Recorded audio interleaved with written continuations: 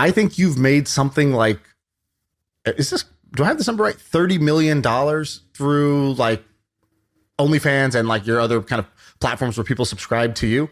Yeah, that's just on OnlyFans though, but yes.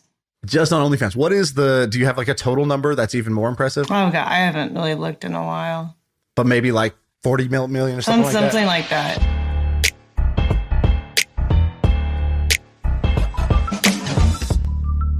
All right, what's up? We just had Kate, also known as Amouranth, on the podcast. She is, I think, the #1 creator on OnlyFans. She has made over $30 million on OnlyFans in like 2 years. So it's kind of insane what she's done, building up a following and then turning that into like, I don't know, she's probably one of the top earners on social media, period. And most people don't know about her or ever heard of her. So I thought that was pretty cool. Sam, what'd you think? Did any of the stats that she said surprise you or shock you? Well, I had heard the money part out like before this, which is why I was like interested. In, she reached out to us to be like, hey, can I come on the pod? And so, you know, I was down for it for that. But that's the most shocking number. The other part that was shocking was just that she was pretty nonchalant about it. I was pretty surprised at how sophisticated her empire is. You know, she talks about how she's now offering she basically built this media empire and now she's offering it as an agency to other women.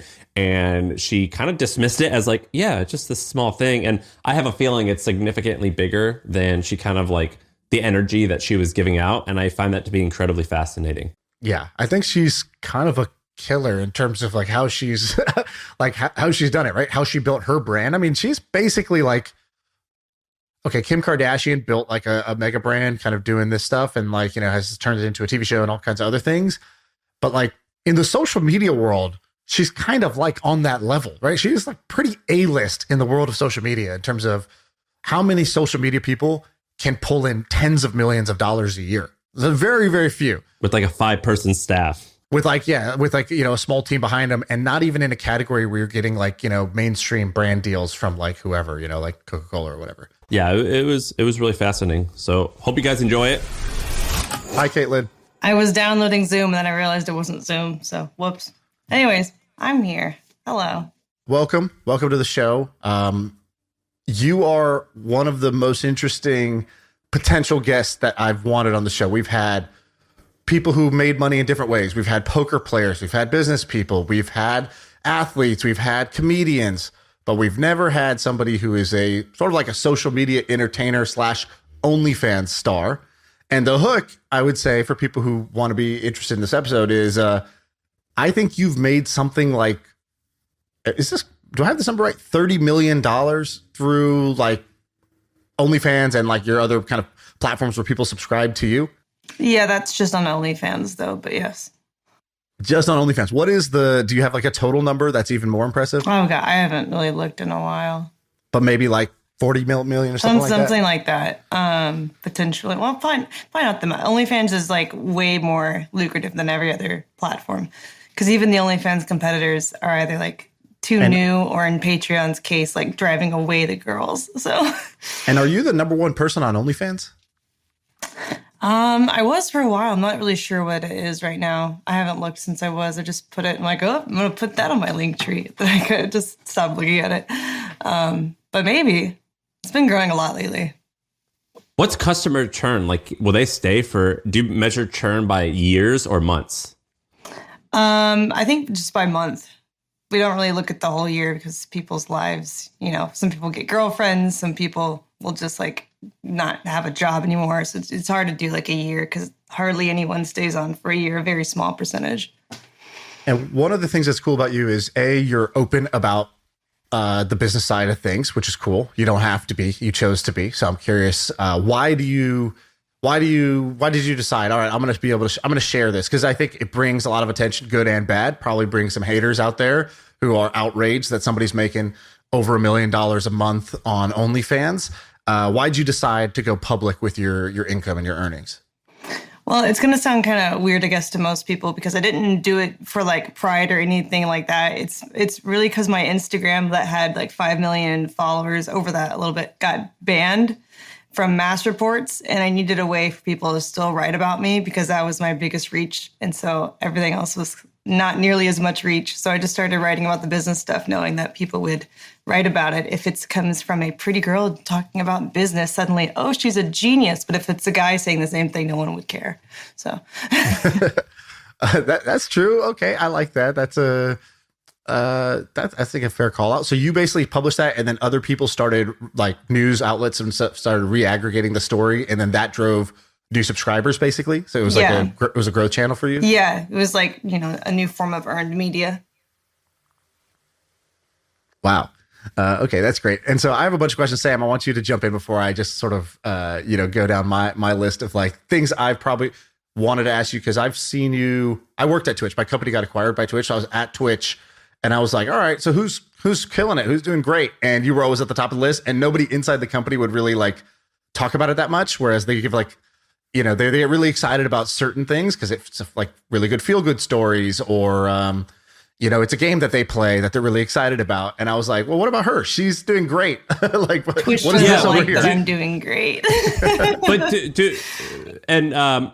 how do you like to be?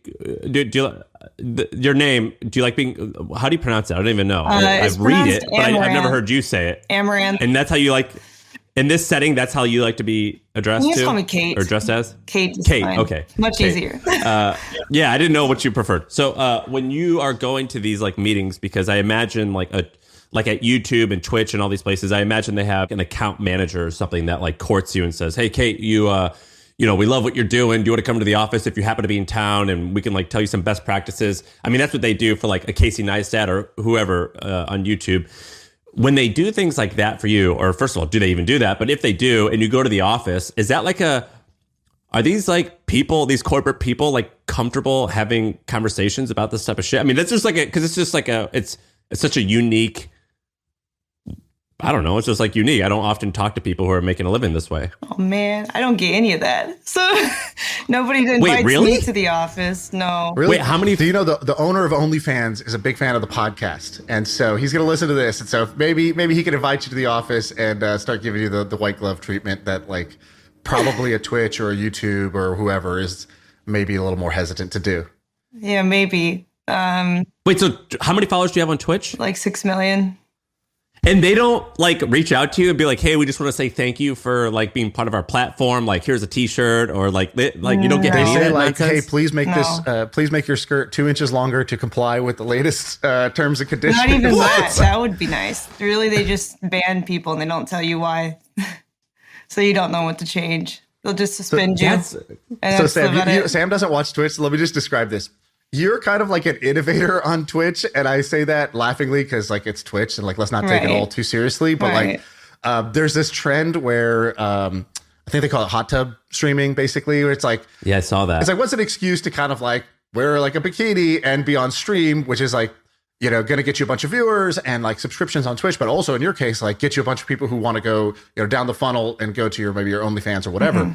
And I don't know if you were the first. Were you like kind of the first to start doing that, or did you just like make it more popular?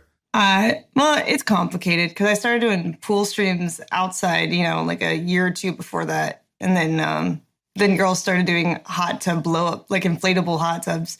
I think I was the first one to bring it inside my room, and I really popularized that one. And then there's like this like outrage, and people are like, "You got to shut this down," and it's usually like people on the platform who feel like, oh, it's taking away views from me, which I think is kind of silly because it's like those people weren't going to watch you. Like it's not like this.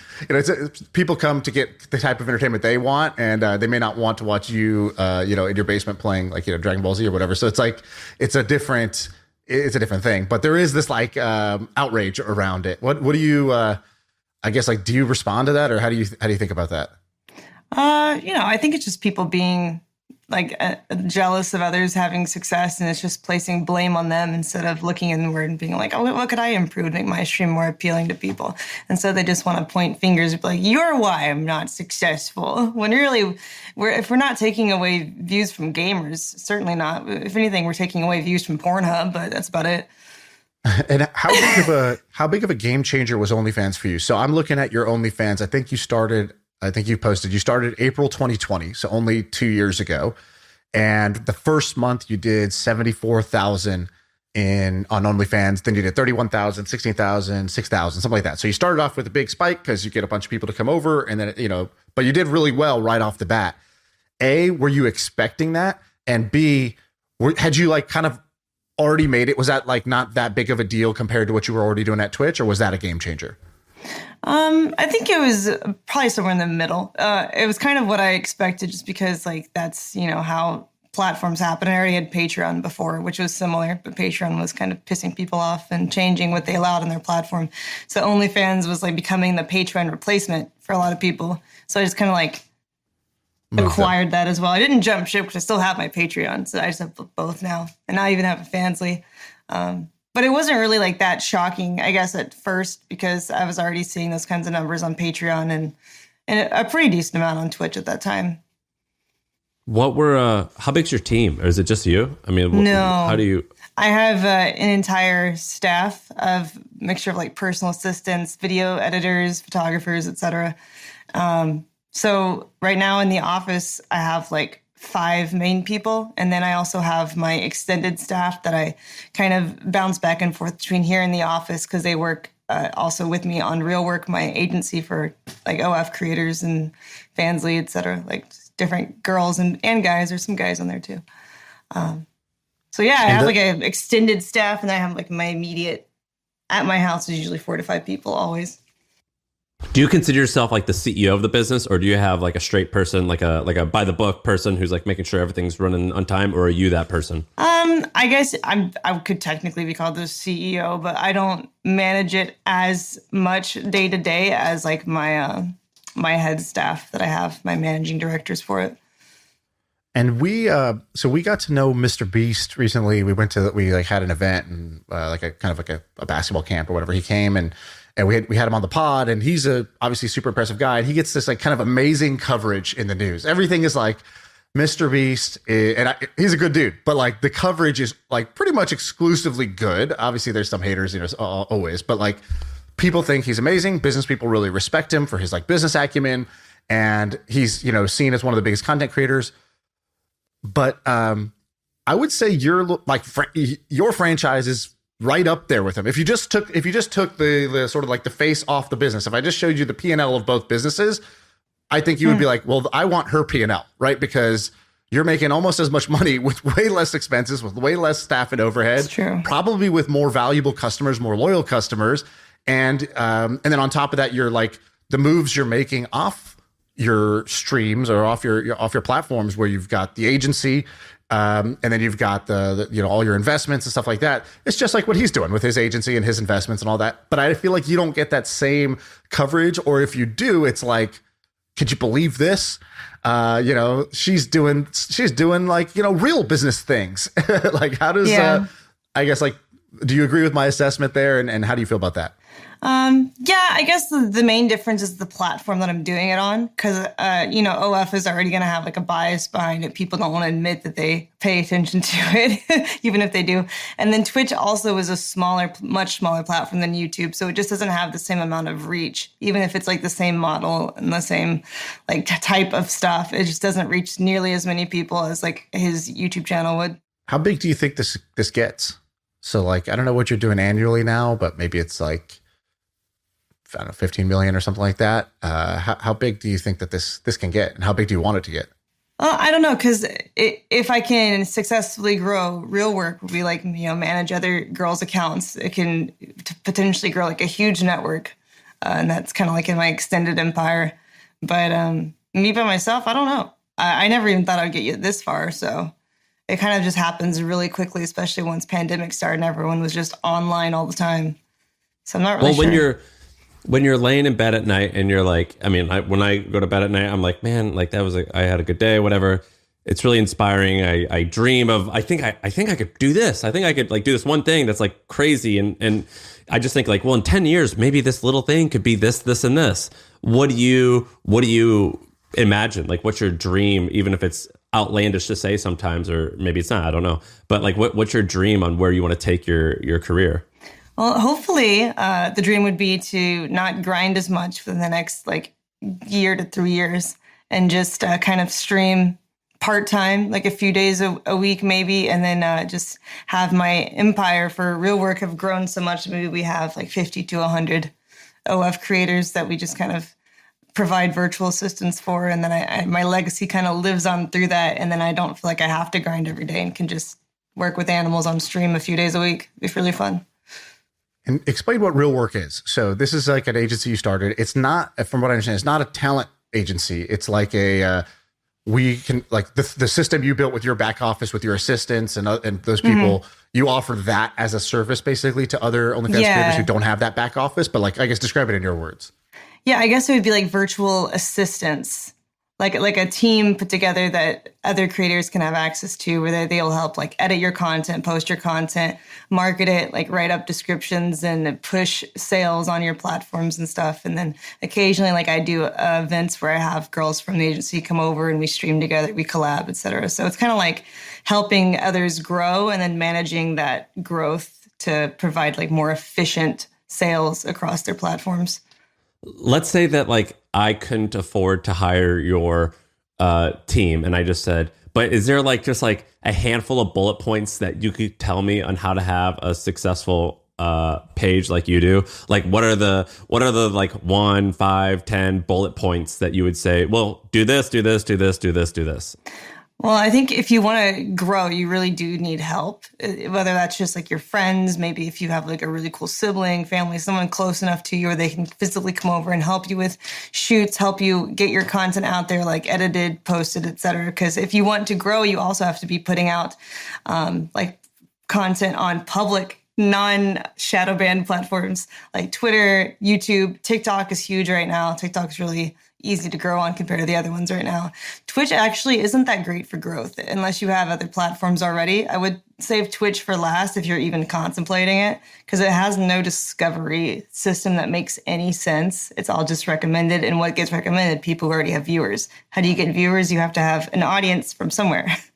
So Twitch is actually like the least, I would say, lucrative for new people.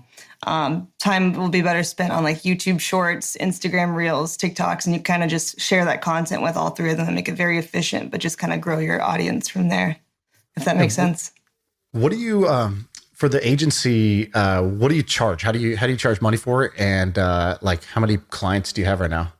Oh, we take a percentage of the sales? girls' earnings. Yeah, we start with like a 3-month trial period, and if they don't like it, they don't like we're providing value beyond what they were already doing, then we won't continue on it. Like we don't lock them in for like a year or two. That's like really scummy to me. What's the benchmark?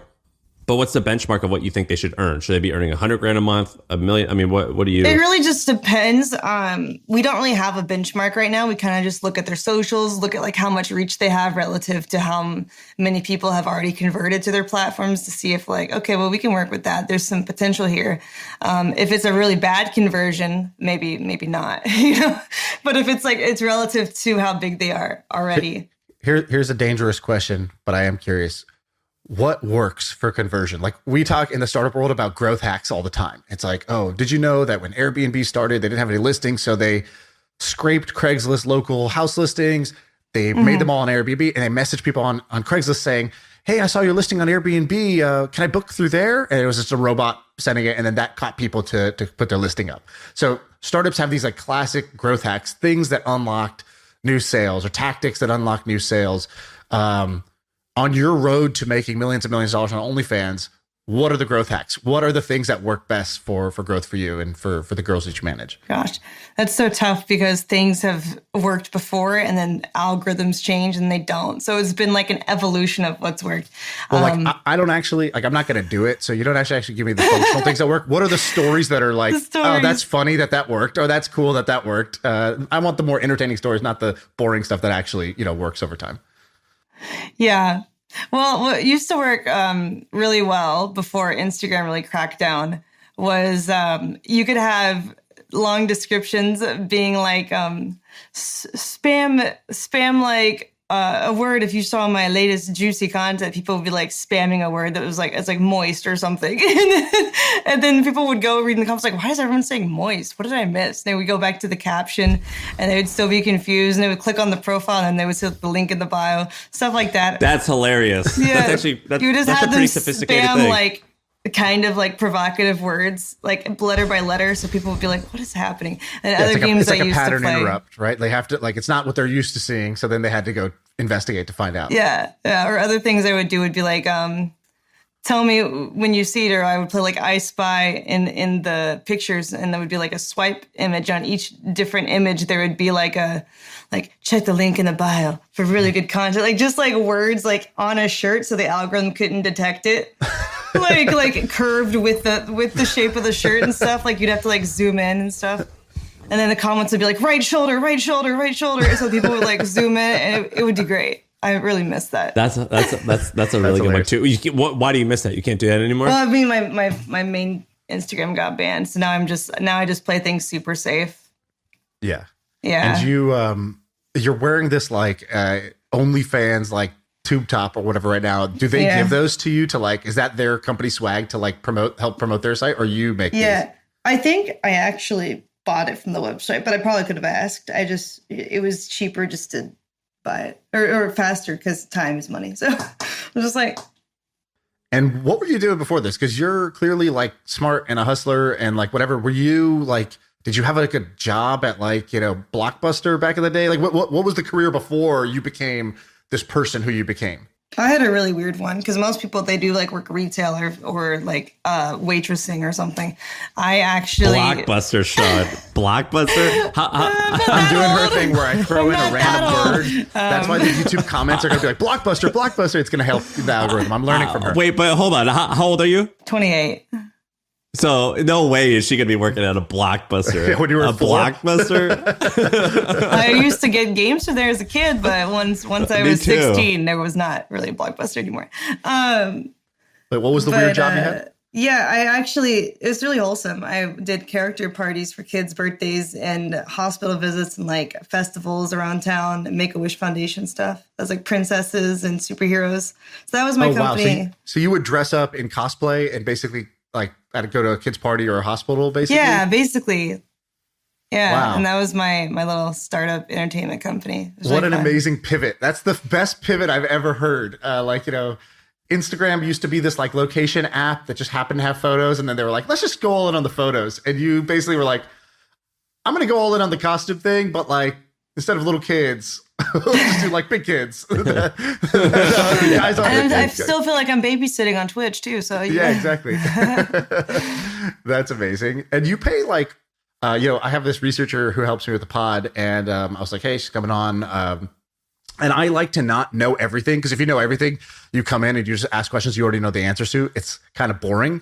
And so, but he did surface one interesting thing in his research, which was he's like, yeah, there's like leaked stuff online where you don't have to pay for the OnlyFans. You can just like find something. Don't tell leaked. anyone. Well, remove it. Protect it. But he's like, I think she has like an retainer, like bloodhound agency or lawyer or something that's trying to like just shut all these down. What is there like a cat and mouse game of you trying to like keep your content behind the paywall? And do you like pay, how much do you pay per month to like protect yourself? Yeah, we have a whole like little DMCA staff here. It's a combined effort. Like I do have lawyers. Yeah, but why are you paying for that? OnlyFans doesn't offer that? No. What? Yeah. That's yeah, crazy. I have my own little like that's lawyer a startup team. Opportunity. Create a little agency that's going to do that for all OnlyFans creators and we offer that charge too. insurance. We offer that too for Okay, our girls. great. Yeah. But it's funny though, because I stream so much that like I have a very close relationship, I guess, with like the moderators of my chat on my Discord. They will actually actively like find leaks, because people do something stupid, which is on my Twitch channel. They'll try to viewers will start mass DMing at people like leaks here, leaks here, leaks here. And then my mods are just like, boop, send to my DMCA team. Then we get it deleted. So they're just like self-reporting. I don't have to go looking for them. They ended up just exposing all the leaks to me already. So Mr. Beast, when we were hanging out with the Mr. Beast, so we did a pod with him, and Shaan and I flew down and got to talk to him. And there was a bunch of fascinating things about him, but one of the more fascinating things that a lot of people don't know is, so he's like this big shot in America and has all these followers, but YouTube's global. And so he decided to hire a team to start translating his stuff, meaning like they would dub his content with voice actors. And what he did was really interesting is he would actually a lot of people would be like, oh, let's just get the cheapest person who kind of sounds interesting. And I believe he would overpay, where he would get like the guy who voiced a famous character in Brazil would also voice Mr. Beast. And everyone thought that was pretty cool and it sounds neat. And so all creators were like, hey, do that for us. And he goes, yeah, sure, I'll do it for you. And I forget how it works, but I believe he takes a percentage of the ad revenue. I'll spin up your Portuguese channel and we'll manage it. We'll have we have a person who speaks Portuguese. They'll write the descriptions. We'll have the voice actors. We'll do all of that stuff. And we take 30% of the revenue of that YouTube channel for them. I need him to do that for me in Turkish because I have a huge Turkish audience because Pornhum banned.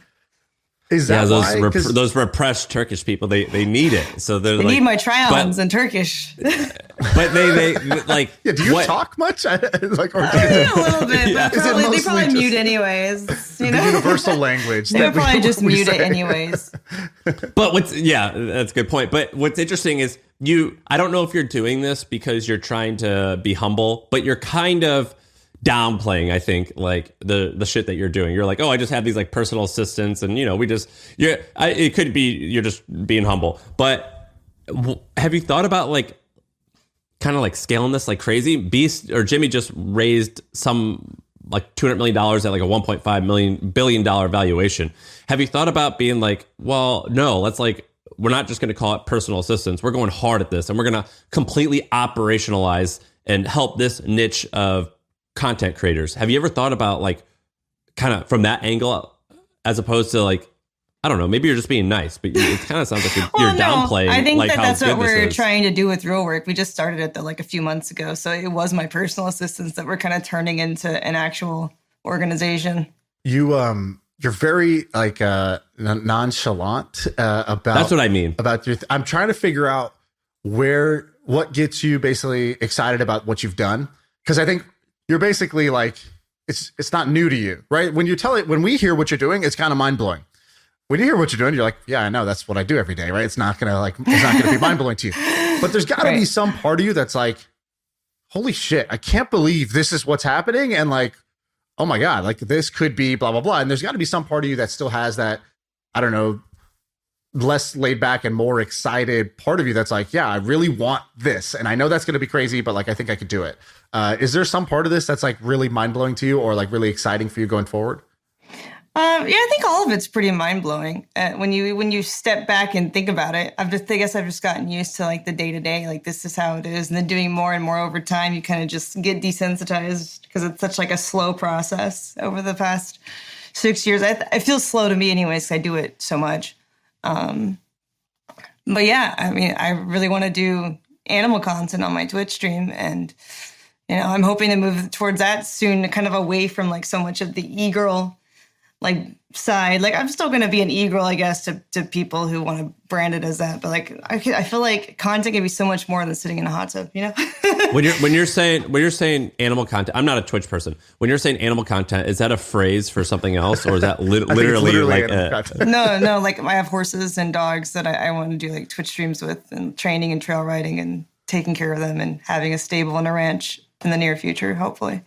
I can't find this client info. Have you heard of HubSpot? HubSpot is a CRM platform, so it shares its data across every application. Every team can stay aligned. No out-of-sync spreadsheets or dueling databases. HubSpot. Grow better.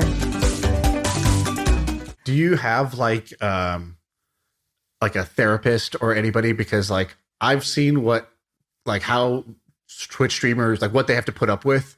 And like there's this crazy like love, hate, weirdo stalker thing that happens when you get famous on Twitch, and like you get a lot of like you see comments that are super negative, you see comments that are super like super positive, and it's just like a lot. to take in while you're just sitting at home in your room streaming for like 8 hours, which is kind of an unnatural thing without seeing the light of day during that time, right? Like, do you do like mental health? Do you do anything proactively for mental health so that you're not like going nuts while you do this? Well, I do have a therapist now for some other reasons, but I probably should have had one this whole time for streaming as well. But my kind of mental health, I guess, outside of therapy would just be horse riding. It's kind of like my meditation replacement. Does that stuff actually get to you? Like, I do a decent job of, it's actually funny. I do a decent job of like ignoring haters. We're not nearly as big as you, but we still get like, hundreds of comments a day of like hate, or good and bad. And like I recently got fit, and I remember people commenting of like, oh, you look less fat. Or they'll say like, oh, today you're looking a little chubby. And I was like, damn, these people are mean. You must get like thousands. I mean, you do thousands of people a day commenting on your looks. Does that actually get to you? Are you pretty good of kind of, I don't know, ignoring it? I would say it used to get to me more, but at this point, I just kind of immune to it, I think. Yeah, it's not so much comments that get to me. What gets to me is comparison to myself. Because I'll on a photo shoot day, say I'm feeling bloated or I'm breaking out or whatever, and I'll be referencing like pictures that did well on my social media before, just so we know like what to recreate that we haven't done in a while. And I'm like, man, I look so good there. I look like shit today. Like things like that, because like at the time, it's like the perfect lighting, the perfect angle, whatever. And it just doesn't look that way in the mirror, But then usually it did done with the shoot and you're like, oh, no, these are fine. Like, because it looks different on camera. So the reality is what fucks me up, not really people's comments. Or maybe it's like a child actor thing, and like in 15 years, all the like famous Twitch streamers are going to be like, all screwed up. It's like they were fine at the time when it was all good. It's like later when things get weird. You also tweet about like what you do with your money, which I think is kind of interesting. We'll talk about the gas station thing in a second, but like we always ask, the guests who come on, we say, all right, cool. Like money's this weird thing where it's kind of taboo. It's like, in entrepreneurship, you're supposed to say, it's not about the money for me, but like they fight like hell to like every point of equity and every dollar earned. It's like clearly money does matter to people. And they also don't really say what they do with their money. And therefore, there's a bunch of people who are listening to podcasts like this that don't know, like there's like an information wall. It's like you don't get to know what happens on the other side. It's like only through many years and hard lessons you get to figure it out. And we think that's kind of silly. We try to like break down that wall a little bit. So if I was going to describe to you like a pie chart, like, okay, here's all your money. What do you do with it? Do you just leave it in a checking account? Are you putting in the stock market? Are you buying crypto? Like, can you roughly draw us like a pie chart of like, how you manage your own money?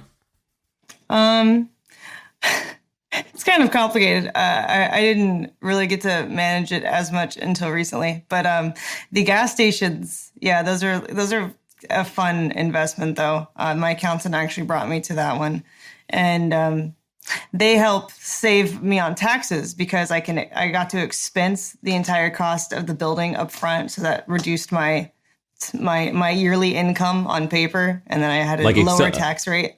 Depreciation. Accelerated depreciation. Yeah, exactly. So that was that kind of thing. You have to be like a real estate professional technically, right? So you're doing like the 500-hour test basically. No, you actually don't have to be with this. Explain that to me. I want to do that. What is? Do you know? Well, I thought it's basically if you're passive, then it can only offset passive income, but your other stuff is active income, right? So, do I have a misunderstanding, or does it work differently? I just know what my accountant team brought to me. They said there was this opportunity, and they explained to me like, okay, so I'm just putting money into that, and then they kind of have all the rest of the details. I just throw the money at it. Is most of your portfolio just in boring index funds? I would say most of it's in stocks that make sense with like. She bought like $1 million basis. of Visa stock the other day. Yeah, I mean that's like really that's a reliable thing. It's not going anywhere, especially since pandemic is kind of at least the fear of it is dying down. People are out there traveling more, getting out more. It's just only going to get better. It's also like a cashback program for you. You've probably paid like nearly $1 million in credit card fees to Visa, and now it's a way to sort of. What else did you buy? I have some Google. I have some Shopify, Amazon. Yeah, I have some crypto, but I don't know how I feel about crypto yet. Why not? Well, how do you feel? Because it's so up and down all the time that it's just I can't tell what it's really gonna do. So yeah, I have some Bitcoin. Where do you when you're researching what you want to buy? Where do you learn? Like what resources do you turn to? Well, I have the accounting team, and I also have YouTube and Google like everyone else. So yeah, on Google and YouTube. Who do you listen to? I don't really have like a certain person, I guess. It's just kind of like I get linked various things that people send me. Yeah, I used to actually talk to a lot of streamers about it in my DMs. I don't know if you guys knew who Recful was. Maybe you worked at Twitch. We used to talk about stocks in our DMs. So that's kind of where I got started with it. And then I was just sent stuff and kind of explored it. And then I got like an accountant, and it all just kind of compiles from everywhere. Do you do any other type of investing that's interesting? So you is it one gas station or multiple? And then you have stocks. Is there anything else? I have some businesses I've bought and some private equity too. Tell me more. Yeah, tell us something. I can't really talk about the private equity because it's private. Legally, I can't say anything much about it. But basically, they just acquire small businesses throughout the year, and I send them money as needed, up to like 5 million or so is what the total will be. But on a deal by deal basis, basically. Yeah. Whenever they need it, they call for it. There's not like a scheduled payment system with it. Gotcha. And then what about businesses you bought? What are you buying, and who's running these things? Well, I usually buy businesses that can just run themselves. Like, I guess the if you guys heard about like the ball pit company, or like the plastic ball company I used for my ball pit. No. What is that? Tell us more. It's just it's like I bought like a manufacturer. They're based in China though. They make like playground balls, like like ball pit type. Yeah, stuff. we have it was one just at my like house. Really. Yeah, see, it was just really. Hold on, you bought low. the Chinese manufacturer? Well, they share the facility with other people, but yeah, they manufacture balls, and I bought that company. What? Why? How? It's actually really good profit margins. Like, how did this even come across your desk? Accountant.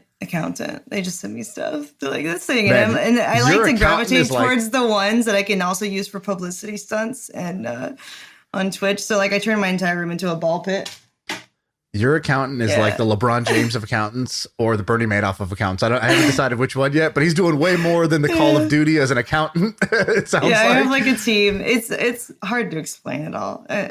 Normally I just throw them the money. I'm like, yes, make it work. Are you afraid of like being one of those like athletes that goes broke on like, my manager, my accountant talked me into buying these like this chain of, Wendy's that was like non-existent and ran away with my money? Because it sounds like you're throwing money at just crazy places right now. Is that a fear for you? No, not really. Right. If you're not afraid, I'm not afraid. Yeah, I had bigger fears than that. It almost like we were asking you some of these like super specific money questions, and people are listening now, but the look in your face was like, why the fuck are these guys asking me all these questions about this money shit? Like, this makes me uncomfortable. Well, Isn't it's it hilarious? I only recently got back in control of my finances. I don't know if y'all saw that drama, but what happened? I can't say too much about it, but I got out of kind of a controlling relationship a bit. So, yeah.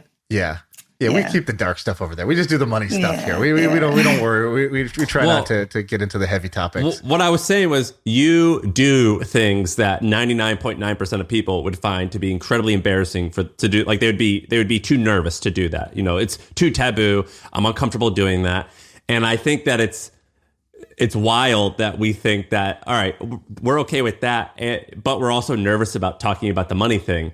And like that's just like an interesting insight. And we've talked to so many people, and it's very rare that someone's comfortable talking about money. It still makes me really uncomfortable, but it's just like an interesting thing. It's like, oh, I thought this woman wasn't afraid of anything. But when we talk about money, like, it can be a weird topic. Yeah, no, I'm pretty comfortable talking about the money. So much like some of the more like investment business side, it's not just me. So it's like I feel like I can't talk too much about it because I'm not like the only person driving those types of things. So when we were talking to Mr. Beast, he's been going into like, Feastables, like his chocolate bar. And then he created like a pop-up, like cloud kitchen restaurant thing called Beast Burger. And he's like talking about different like businesses where he can go into and say, okay, I could use my fame and my distribution to like give these businesses an unfair advantage. Are you doing, it sounds like the ball pit is sort of like that, where you're like, okay, if I buy this company and I make it part of my content, then like, sales could go up. But like, I can imagine like any of the taboo sort of like, or like, whatever sex related type of products, whether it's like, it could be swimwear, it could be lingerie, it could be sex toys, it could be like, who knows? I don't know what else it could be. Like, are you going down that path where you're like, we should actually like either buy or create a business like in those categories and use me and maybe the other, my other girls I know that will be a part of promoting this, and like we can blow this company up into a pretty big company. Are you thinking along those lines? Yeah, I am definitely for the future, as I'm trying to move towards more collaborative efforts with other girls with the real work. So I really want to do like lingerie. I think makeup is a good way to go too. Beauty industry is huge, but yeah, definitely like those are on my mind right now. Do you have to do products that guys want? Or is it products that, like, how many of your fans are women versus men? It's going to be a mixture. It's looking like, since I'm blowing up more now, where it's like I do have more of a female audience, especially like since a lot of the girls kind of look to me as a person to follow as far as like the OF side goes, e-girl side, whatever you want to call it. So it's getting more balanced. But yeah, I also still have a project that I've been working on with Ludwig this past year. We're making an Amouranth fleshlight. So yeah, that's kind of what I was thinking about. We're doing that too. That was the idea that I was thinking about. But yeah. Have you, dude, have you guys ever heard of kink.com? Have you heard of kink.com? No. Mm-mm. All right. So kink.com was like, I think that they were a website, but also the parent company, and they owned all these like fetish websites. So, kinks. And I don't know what they all were, but like one of them that was pretty funny was like these people who would like wrestle and then have sex. And this guy started it in the wrestling. Yeah. Well, they like, no, but they were like Olympic wrestling. Like they were wearing like unitards, and then like it warps into sex and whatever. And the guy who started it was just a guy, and he started it in the late 90s during the .com boom. So he was an early mover, and he built it into a huge business. And eventually he bought this old armory, which is basically a huge building in the center of the Mission District in San Francisco, which is considered some of the most expensive real estate in the city because it's like a desirable hipster neighborhood. And he built this huge thing, and it was basically like a palace. It was like an airplane. Imagine an airplane hangar, but like in one of the more desirable neighborhoods of San Francisco. And he owned it. And they eventually would film all their shit there. So like they had like a wrestling area, and then they had like a bar where they would do like people who like to have sex in public. They like mimicked a bar, and people would have sex in it and film it, and they would charge subscribers money, whatever. And when I first moved to San Francisco, I took a Groupon tour of it. You could, because it's just like an interesting building that's an old armory where it's like an old historical building, and it's also a porn studio. And I was hanging out with this girl, and she was like, "Hey, do you want to go like see this thing? It's on Groupon. It's a porn studio. We can just go take a tour of a historical building." And I was like, "Yeah, I guess." And that's how I learned what kink.com was. I went and like, you'd see this stuff, and I'm like, "This is crazy." And then I started thinking about like all these media companies like Jimmy, and I used to do it too, where we'd be like, "Oh, we want to become like the Disney of blank." And I'm like, "Oh, this guy at Kink, that's his Disneyland." Like he had all these people taking tours to come. I think we spent $50 and we got a tour where they're like, "Here's where like the army used to prepare. Now we use it as a dungeon for sex takes because like there's a hose here, so we can spray people with water while they have sex." Like it was all kink stuff, and it was pretty wild that this was like part of their business model. And like the people on that tour, like I'm a pretty straight-laced guy. It was like straight-laced people who had no idea what this website was. And then there was other people that were like totally into it. And they're like, oh, I'm seeing the studio where my favorite stuff is filmed. It was incredibly fascinating. Shaan, I'm shocked you haven't heard of that. It was like right in the middle of I remember the building. mission. Yeah, I didn't know the website part, but yeah, that building is kind of famous. It's a beautiful building from the outside. And when you go by, somebody will always tell you, hey, this is what that is. What is And it they were called killing again? it. The building? The Armory, right? The Armory. But if you look up like kink.com building San Francisco or something, there'll be a Wikipedia page. And this building, it might be worth north of $100 million at this point, maybe more. And it's like a huge building in a very desirable neighborhood. And it was just like super fascinating this guy did this. And so maybe in the future, what we're going to see you have is we're going to see you like be like, oh, hey, creators who work with me. Do you want to like you want a place to come and stay? Like, you could host your office in my studio. And then eventually it's like, hey, fans of us, whoever wants to spend $100, you can come get like a walking guided tour. And then eventually you're just going to own like all this amazing, red light district style. You're going to own all this real estate. Anyway, it was a really interesting play that these folks did. And I think the building became worth more than the porn brand. Wow. I read something you said that I thought was pretty interesting. You go, I think you said this. It was, you go, there's like Warren Buffett has this phrase, like you only have to get rich once. And you were saying like for social media, it's the same thing. You got to just build an audience once. You only got to get famous once. And so how did you actually get famous? Were there any big inflection points where it went from like, not that many people watching me or following me to like way more, or was it just very steady, or were there any like big moments? I see the hot tub meta was probably huge. That was probably doubled my growth at least.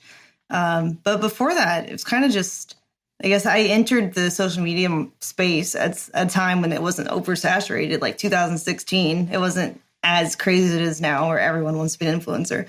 So I think I got really lucky with the timing. And then I just was growing on Twitch, and Twitch wasn't oversaturated either at that time. And I just kind of grew with the platform because I streamed so much. And what separated me from others was I was also making content on pretty much every other platform at the same time. Like I had Facebook page, I had Instagram, I had Twitter, I had YouTube, and I was just kind of growing it. Plus Patreon also kind of boosted my ability to just make that my full-time thing because I wasn't relying just on Twitch. I didn't have to keep like a day job or whatever. And describe how intense the content like work is. Because I think some people would say, oh man, you just post a picture on OnlyFans. That's like, you make $100,000 a month, you make $1 million a month. And all you got to do is like post a pic, like, once a day or whatever. Like that's it. What's the reality like? Right now my content schedule is a little crazy, but pretty much every week I'll have like a day or two where I just dedicate to OnlyFans and Fansly and Patreon, like all my NSFW platforms. And then I also, like the next day, I'll do all my YouTube, Twitter, Instagram content as well. So pretty much 2 days out of the week are like 12-hour photo shoot days across all my different types of content. And then the rest of the time, I'll just stream on Twitch because that's kind of my billboard that pays me. Gotcha. My funnel. Okay. Yeah. It's just like there's no reason. It's completely illogical why I feel this way, but it is just funny to like hear like, Shaan and I talk about the exact same shit. It's just like in such a just with different types of content, and it's so funny that it's like it just not a normal conversation that we typically have, where it's with not safe for work content, and I think that's so cool. Yeah, it's very different for sure. But it's all the same mechanics, and it's just like, why? And in my head, I'm like, why do I think, what? Like, she's just doing the exact same shit we do. It's just a different niche, and frankly, a significantly bigger, significantly more profitable, and significantly like you just like, we're happy with like $1 million a year, maybe, if like in the tech world, on the Twitter world. And it's just like, oh yeah, that's cool. I'm decently happy with $1 million a month too. Yeah, it's kind of crazy. So I'm just trying to get it while the getting is good, because I feel like it's such a rare opportunity to have. I don't want to waste it. Do you like? Okay, so you're like doing really well with this stuff now. Is there like an end of the road where you're like, okay, I'm just gonna like I have to retire at a certain point, and like, you know, do you sort of see like I have a very small window here for this, or do you think it's going to be much longer than that? I do feel like I have a small window compared to other types of content, since it's mostly based off my appearance and there's always younger people coming into the space. But yeah, I don't know how much longer. I don't have like a cutoff period. I would think I would like to be done with the grind within the next year, maybe 3 max. If somebody's confused, by the way, because like when I first heard about OnlyFans, I was like, why would I pay? Like, porn's free. What do you mean? Why would I pay $5 a month for this? Is there like some psychological benefit that people get out of it? Like, you know, what drives somebody to actually pay for something when there's so much of a free alternative available to them out there on the internet? I think part of it is the parasocial aspect, where it's like they feel like they kind of like know this person because they see them on either YouTube or Twitch or whatever it is. Some people go overboard with it. Like they treat it like this is my girlfriend, which is definitely not your girlfriend, bro. But yeah, I feel like part of it's just like they like a certain person's kind of look. Like they're really into whatever characteristics make up that creator, and they want to see more from that specific look that they've become like attracted to, I guess, or have some form of attachment just from seeing their face so much. Sam, have you ever heard this word parasocial? No. What is that? Can you define that a little bit, Kate? You've used that word, and then the word about when you were talking about spamming the comments. I've never like heard someone call it that. That was an interesting one too. Parasocial is basically like a one-sided, air quotes, relationship that the viewer has with the content creator. Like some people get way too invested in a creator's like personal life. Like they want to know who they're dating, what they did today, where they've been, why aren't they online right now? I would say that's a very parasocial thing.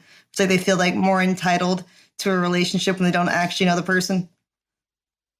But but that's good for you, no?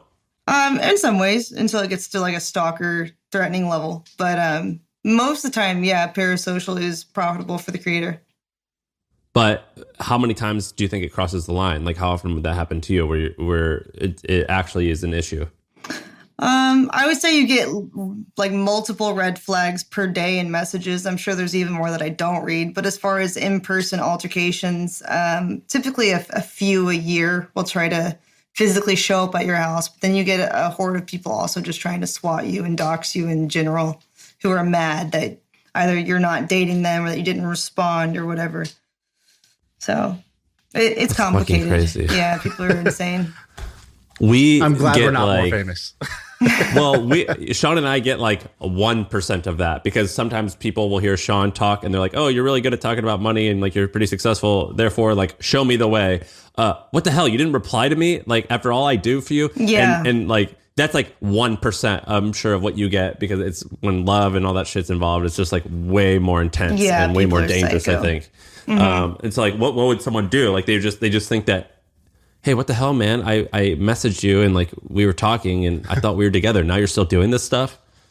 Yeah, some people get catfished too by like people just pretending to be me. And so they'll be like, I gave you all this money and you didn't show up. Blah, blah, blah. And I'm like, oh no.